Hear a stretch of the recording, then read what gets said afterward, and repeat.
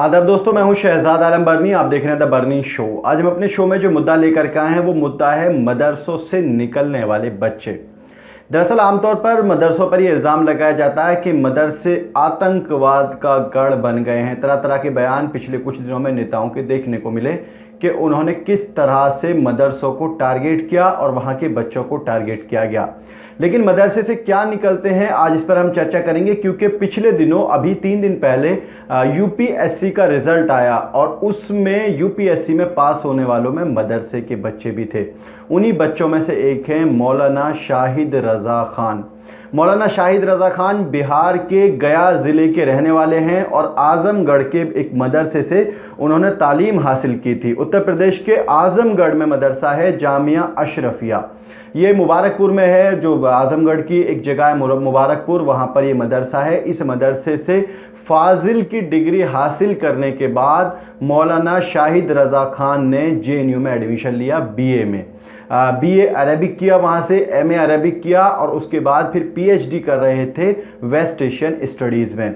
अभी उनका यूपीएससी में क्लियर हुआ है उनका नाम, और 751वीं उनकी रैंक आई है इसमें। उन्होंने कहा कि मदरसे का ख़ास तौर से उनकी कामयाबी में किरदार रहा है, क्योंकि मदरसे के जो बच्चे होते हैं उनको एक तसल्ली होती है उनके दिल में, उनका जहन बेहतर हो जाता है, उनकी याददाश्त बेहतर हो जाती है और वो ज़्यादा बेहतर तरीके से चीज़ों को याद रख सकते हैं।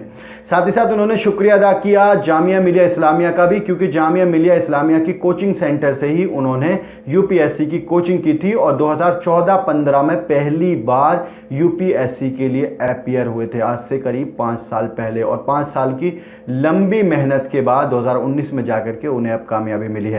आइए हम उनके इंटरव्यू का एक छोटा सा हिस्सा दिखाते हैं आपको, जो एक इंटरव्यू उन्होंने दिया था एक मीडिया हाउस से बात करते हुए कि किस तरह से मदरसों का किरदार होता है बच्चों को बेहतर बनाने में, किस तरह से मदरसे से उनको हिम्मत मिली थी यूपीएससी में लगातार मेहनत करने की।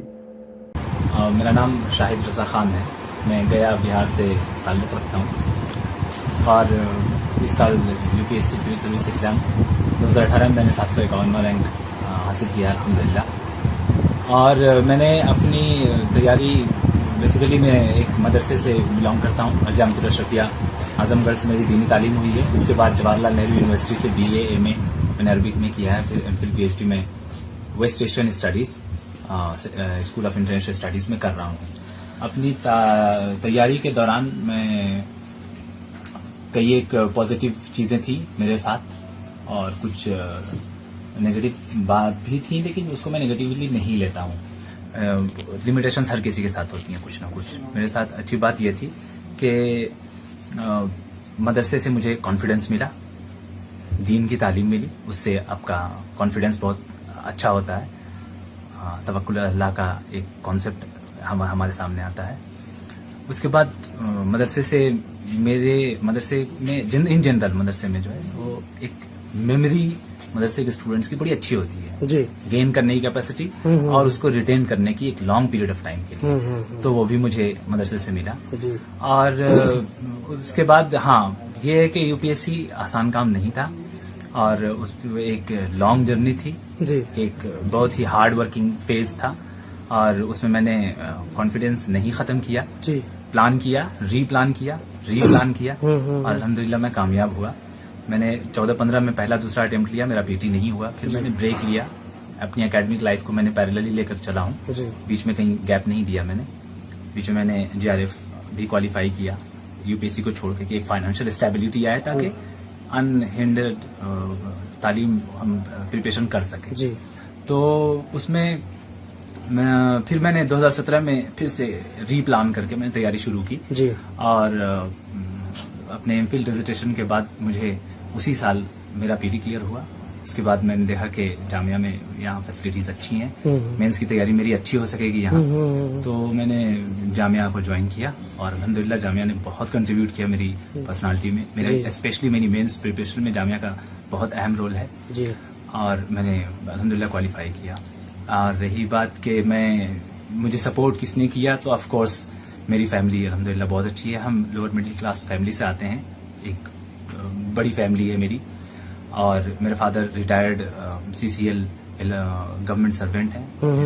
ही was an auto electrician in CCA. जी जी। और मेरे भैया, मेरे वालिदैन मुझे बहुत अच्छे सपोर्ट करते रहे। मैं जब कभी वीक होता था, जैसे अगर रिजल्ट मेरा नेगेटिव आया, तो मेरे भैया, मेरी अम्मी मुझे खासतौर से समझाती थी कि बेटा तुम लगे रहो, तुम्हारे ऊपर किसी तरह का प्रेशर नहीं है। मुझे किसी तरह से का प्रेशर नहीं पड़ा कि आपको पैसा कमाना है, आपको जॉब करना है। जी, ये प्लस पॉइंट था अल्हम्दुलिल्लाह।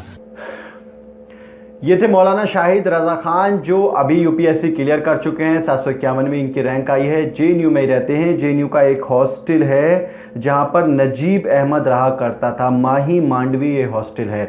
नजीब अहमद आपको याद होगा, जेएनयू का छात्र था जो 2016 में गुमशुदा हो गया था। हालांकि गुमशुदा क्या हुआ था, उसको एबीवीपी के गुंडों ने पीटा था। उसके बाद उसको प्रॉक्टर ऑफिस ले गए थे और उसके बाद से वो किसी को मिला ही नहीं। शाहिद रजा खान का ये फोटोग्राफ आप देख सकते हैं, जिसमें वो नजीब अहमद की मां फातिमा नफीस के साथ बैठे हुए हैं।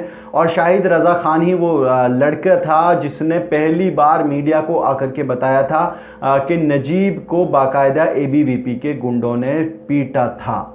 तो ये पहले से ही शाहिद रजा खान अपनी चीज़ों को लेके बहुत साफ सुथरे रहे हैं, ईमानदारी से अपनी बात कहते आए हैं, करते आए हैं। शायद इसीलिए इनको इतनी बड़ी कामयाबी मिली है। हम इनको मुबारकबाद देते हैं यूपीएससी में क्लियरेंस पाने के लिए, और ये उम्मीद करते हैं कि ये मुल्क के लिए बेहतर काम करेंगे और कौम के लिए और मुल्क के लिए ईमानदारी से अपनी मेहनत को इसी तरह से कंटिन्यू रखेंगे। आज के प्रोग्राम में इतना ही। हमारी आपसे दरख्वास्त है, इस प्रोग्राम को शेयर ज़रूर करें और हमारे चैनल को सब्सक्राइब ज़रूर करें। और आप हमें ट्विटर पर भी फॉलो कर सकते हैं, @शहजाद बरनी पर जाकर के आप हमें ट्विटर पर फॉलो कर सकते हैं। बहुत बहुत शुक्रिया।